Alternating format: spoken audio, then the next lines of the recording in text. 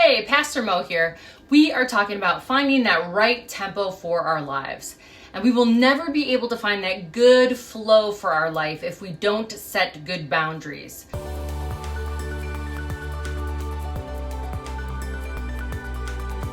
We are all guilty of not setting good boundaries for ourselves at times or allowing others to cross them without consequences. But as followers of Jesus, we follow someone who models great boundaries.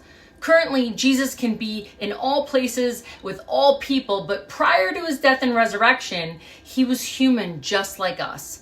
And he knew he could not do all things or be all things to all people. So why do we try? As humans, we have limitations and we need to own that and actually honor that God created us like this for a reason and a purpose. As we look at Jesus' life, sometimes we see him serving people day and night, and then all of a sudden he says, it's time to go.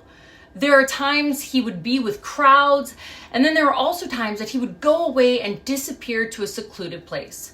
There are times when he would only give himself to his 12 disciples, and other times he'd ask that only 3 come with him.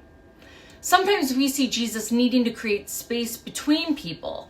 And so we see him going out into a boat because he just needs a little bit of distance between the crowd. Jesus knew he had to draw boundaries to keep himself healthy, physically, emotionally, spiritually, and we need to be doing the same thing. Think of yourself like property. There's always a property line, and you get to define what happens on your property. All the stuff on your property is your feelings, choices, our behaviors, your treasures, those things that fill your cup or mean the most to you. Or they're the things you need to give your time and attention to this season. This idea works well as long as everyone is responsible for their own property, right? And respecting each other's property lines. Boundaries, they're not a wall. They are permeable. It's like a gate. You can close the gate or you can choose to open the gate. If a neighbor comes over and your experience with them is good and this relationship feels life-giving, well, then you open the gate. If you have another experience with a different neighbor and every time you're around them, it's depleting, they are hurtful, or your energy is just drained, well, then you know you need to leave the gate closed. Maybe you have to talk to this person, right? But you can also make sure it's for a limited amount of time, or maybe it's best for you to speak with them done peeking over the fence. Now, we can't control what others do, but we can control what they get away with on our property. We have to be careful who we allow on our property because God wants the ground to be fertile so he can grow things within us and move through our lives freely. But if we have no boundaries, no property lines, and we just allow others to cross over and trample all over with no consequences, then the ground of our souls won't be fertile.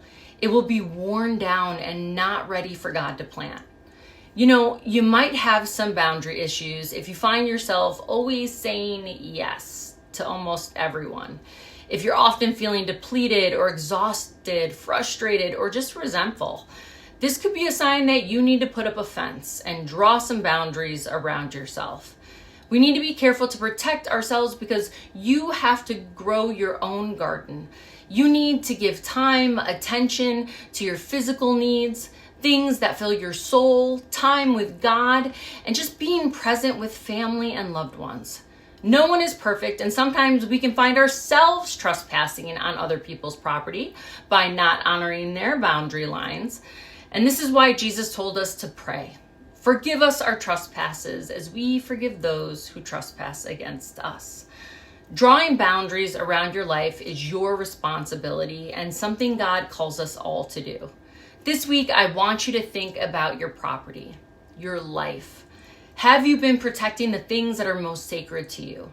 If not, it's time to set up some boundaries. Put that fence up and protect the beautiful garden God is trying to grow within your soul. Say yes to taking care of your heart, your mind, and your soul. You are the precious vehicle that God has chosen to work through. So make sure your ground is fertile.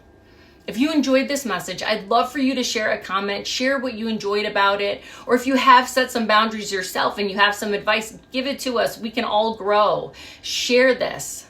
If this message is something that you know a friend could hear, possibly get something out of it, please pass it along and share. God bless, and may you set the boundaries God is calling you to.